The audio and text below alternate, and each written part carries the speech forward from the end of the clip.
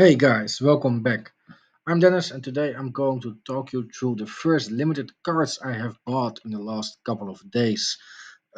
Next week, game week 1 will start on Friday the 29th, so I'm preparing as good as I can, and the first purchases are done. You see that I have 10 cards so far. More will be coming in the upcoming days, I hope, but I will talk you through those 10 cards in this video today. First off, we start with a starting pitcher. It's George Kirby. As you can see, I've bought him for a little bit below the floor price, so a good purchase on my. In my opinion, he is 41 in the starting pitcher uh, ranking here on Sorare data, and he is a Mariner this season. So that's good to know for collection bonuses, etc. Last year, these were the numbers he has in Somewhere. So most of them were green, a couple of them were yellow, but most greenish. So yeah, I think he will be a great starting pitcher to have in my team. Next starting pitcher we have acquired is Nestor Cortes, a Yankee. As I told you in the previous video, I'm a Yankee, so some Yankees were already added to the common draft, but will also be added to the limited gallery.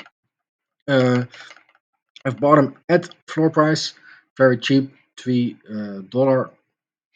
He is a little bit lower in the starting pitching ranking on Sorare data, and I think we can also see that in his scores from last season, the 2023 scores. He started the year very good, but he was injured most of the time during the rest of the season. He has one yellow and one light green. The rest is all darker green. But yeah, that injury killed most of his season. In 2022, he played better, more games with also great scores. A lot of greens with a peak of 48 at the end of the season against the Baltimore Orioles. So I have good hopes for Nestor Cortes, only 29 years old, for the next upcoming season. First player who is not on the mound is Brian Reynolds. He is an outfielder, 92nd in the Sorare outfielder ranking. I bought him also a little bit under the floor price.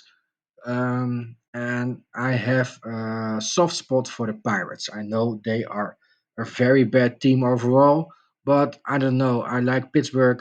I like the Pirates. It's like a dark horse, and maybe one day they will shine in the MLB. And I think there are a couple of players on their roster who are very interesting, and Brian Reynolds is most definitely one of them. Uh, as I told you in the common draft explanation, I really like outfielders in the so rare game. They are the big hitters, and I think they will score the most points for you. So it's important to have good outfielders in your gallery. And yeah, with good players, you hope to see a lot of green scores. Ryan Reynolds is definitely capable of doing that. So as you can see, last season a lot of green, also a lot of for the yellow. Of course, you can always yeah, strike good at every game you play, but most of the time it looks very decent to me. And the first middle infielder that I've acquired is William Contreras, a Milwaukee Brewer. He is 15th in the middle infielder ranking on Sorare Data. I also bought him below average, below floor, excuse me. So again, a good deal, I think. Uh, 26 years old, so William Contreras is a guy who I can enjoy for a very long time, I hope. His scores are also very greenish, were also very greenish last season. So that's what you like to see on a good player, and hopefully he can well, he can perform as good as he did last year in the upcoming season. The predictions against the Mets are almost 29 score in the first three matchups, and against the Twins it will be 18. So average around a nine-ish score in the first two series of the season. So that's promising for William Contreras. Then we have a big name from the past, Alex Bregman, who was one of the important guys in the last winning streak from the Astros in the MLB, where they won the World Series. Bought him also a little bit below floor price, and he is 35th in the corner infielder ranking on Sorare data. Um, yeah, Bregman is a famous name.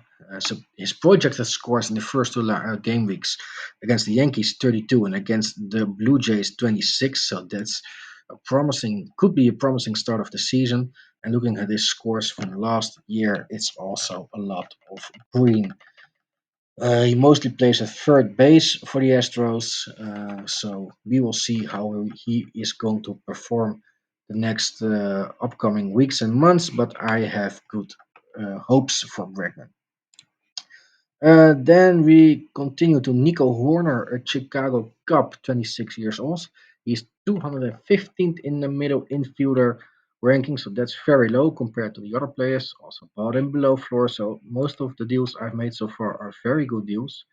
His projected scores for the first two game weeks is 27 against the Rangers and 31 against the Rockies. And his scores from last year are also quite good, so I don't know why he is ranked so low. But I thought this was a player I could use. He's a second baseman for the Cubs, yeah, I think he will be in most of my game weeks, at least at the start of the season. The first relief pitcher I'm going to show you is Josh Hader, also a Houston Astro.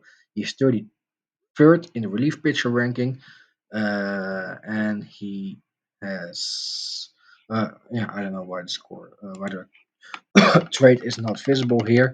His projected score against the Yankees is 35 in game week one and 26 against the Blue Jays in game week two.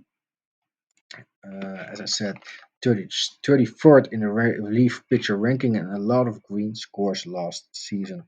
You can see it here 10 to 15, 15 to 20, and 20 to 25 is mostly where he delivers 15.1 on average last season. So yeah, I think a very decent relief pitcher to start the season with. And of course, I should have someone from the Orioles in my gallery. I think the Orioles are one of the teams to watch this season. Young and talented roster. And Ryan Mountcastle, a corner infielder, is one of the guys that's really affordable and very interesting to have on your gallery. He's 63rd on the corner infielder ranking. Excuse me. And he has a projected score for game week 1 from 26 and game week 2 of 29 against the Angels and the Kansas City Royals. Uh, as I said, he's a corner infielder, first baseman, and he has two big scores in the beginning of the last season with 55 and 47. Especially the 55 here against the Oakland Athletics is outrageous. Um, on average, he has a 7.1. Could be a little bit better, but I don't think the corner infielders are the guys who will score you the most points in your lineup. So 7.1 is decent, and I will take it any time. Gleyber Torres, also an infielder, a middle infielder, 8 in the ranking on Solar Data. Very high, and for a guy who's in the 8th place, he's, in my opinion, very cheap.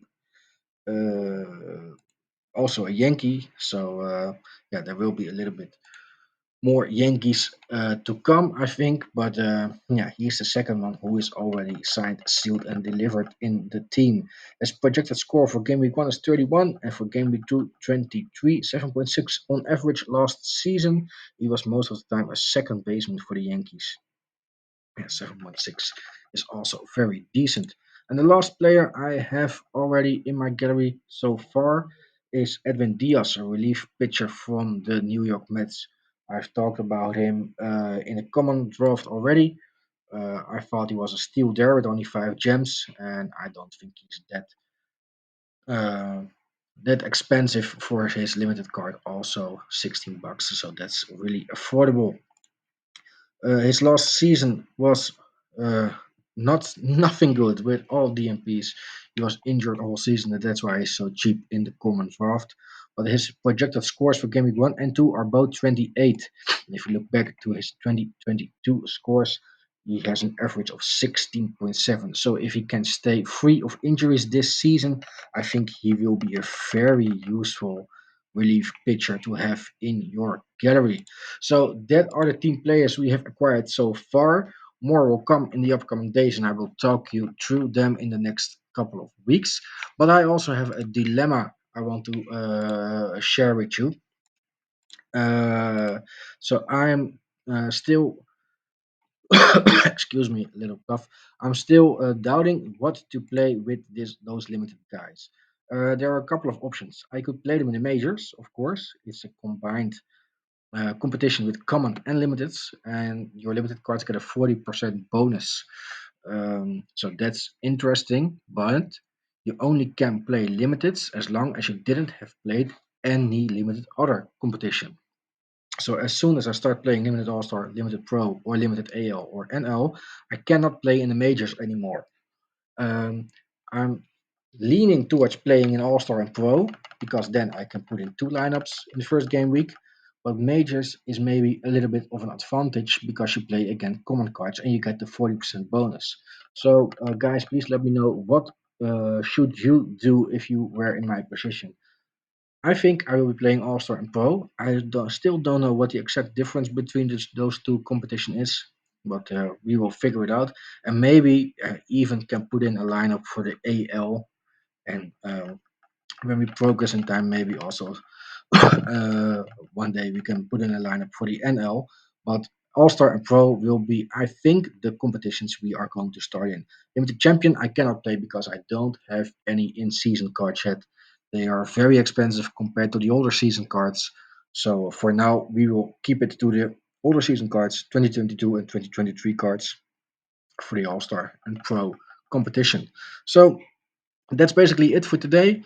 I hope I can tell you more next week, and I can also show you the lineups for game week one. As you can see, I've already joined the common All Star competitions with the common draft guys, but I will show you the details of that in the video for from next week. So yeah, that's it for today. I hope you enjoyed the last week without regular baseball on Sorare, and I hope to speak to you guys next week when the real deal for the MLB is going to start. Ciao.